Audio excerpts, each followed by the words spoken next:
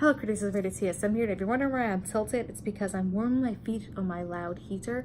I will shift my body back when it goes off, but as of now, basically on to this whole video and why I didn't make any videos this week at all about my semester, what I'm going to be doing or anything, and what my big announcement is. And basically I just want to say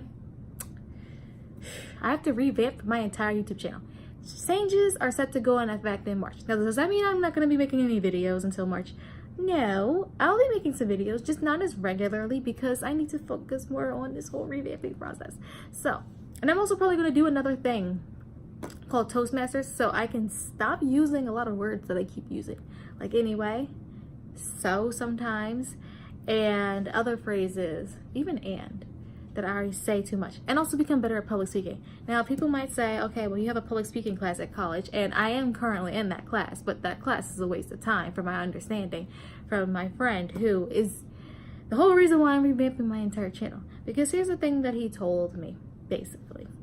It's that when you take a public speaking class, you have maybe, 10 weeks, 5 weeks, or whatever to prepare for a speech, whereas with Toastmasters, which costs $90 for every 6 months, you have to perform your speech right on the spot. Now, it's not really a pass and fail system, basically, but you fail if, you have to do a 10-minute speech on something when they ask you a question and you don't say anything, obviously.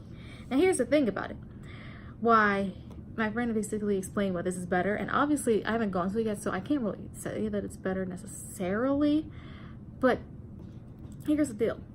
If you have to go make a speech on the spot, if you're for example, if you're asked a question just on the spot, you have to make a little speech about it and just say whatever with no space to do any research or anything like that, or even think about it. That can be intimidating, and that can be extremely hard, because I asked him a question on the spot and he just started making a speech. Now, he did fail at some point during that because he had a hard time justifying in his mind why something was better. I mean, I think the question I asked him was, explain to me why cold weather is good. And then he fumbled on the whole it's snowing part, why people slipping on ice might be a good thing. So yeah, obviously you're not always going to be perfect and whatnot, but it's definitely better than having 2 weeks to prepare for a speech, because even 5 minutes to prepare for a speech is more than just performing it right on the spot, where you just have to pull things out of your brain and put them together. So that's basically pretty much why I'm going to look into doing that, and which should help me with my YouTube videos, because this has partly helped me with public speaking, but it hasn't completely helped me. Now, the other thing with this whole revamp, and you guys probably thinking, okay, so why the revamp, why the change? Well, my friend told me that me just doing everything makes no sense.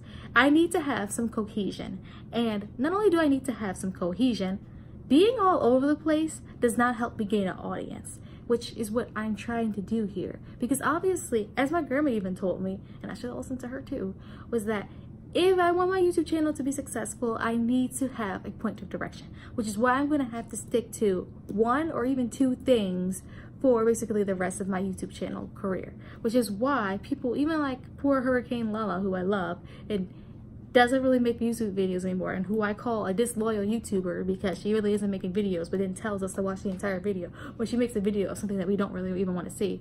She decided, I don't really want to do videos on Korea anymore, and that her fan base went with that decision. So I really do need to find something and stick with it, and I really need to find something I love. And he helped me figure out something that I could do for a long while and never get tired of, because certain things you just can't get tired of. So for me, I'm going to be changing it, and the format is still going to be Tuesday and Thursday uploads, but basically for Tuesdays I'm going to have what's called Japanese Tuesdays. So Nihongo no Kayobi desu, basically Japanese Tuesdays, and I'm gonna have Korean Thursdays, Hangugo Mogyo Il Iao.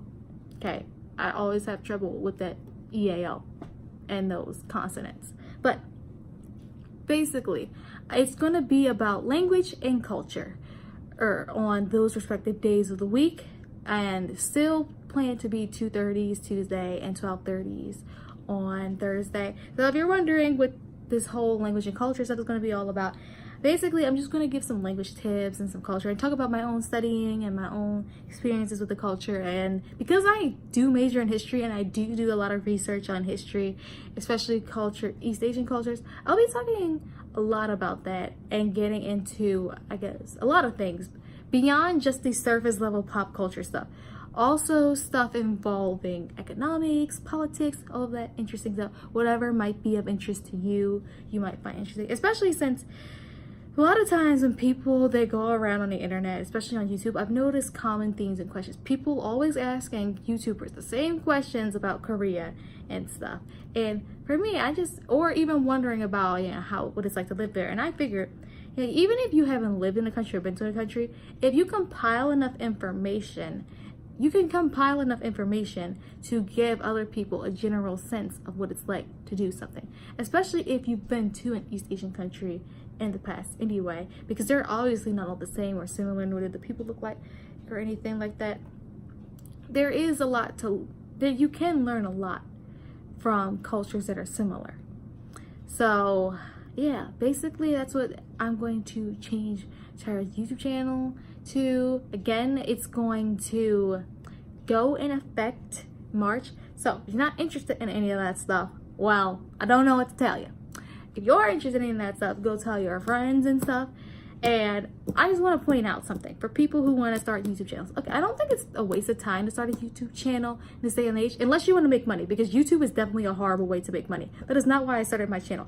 I kind of started to make money, but not from YouTube specifically, because I know that in order to, even if I did get a huge enough standing to make money from YouTube, the amount of money that I would be making would just literally be pocket change compared to what I would probably make from an actual full-time job and my actual plans. So yeah, I'm actually going to make another video even explaining probably why I started my YouTube and get more into the Korean Thursdays and Japanese Tuesdays thing. So basically this is all I've got for you guys today, and I'll still be making videos until March. It's just maybe not as many, and you're gonna have to wait until March to get the full-on content. If I'm still tilted in the next video, you're just gonna have to deal with it, because it just is what it is. And we're probably not gonna upload on my upload dates anymore until March, because it's mainly just, I might, but it's mainly just gonna not be actual YouTube channel related content. So yeah, that's basically what it is what it is. Bye, critics. Oh yeah, make sure you like, subscribe, and follow me on Instagram, Twitter, and Snapchat.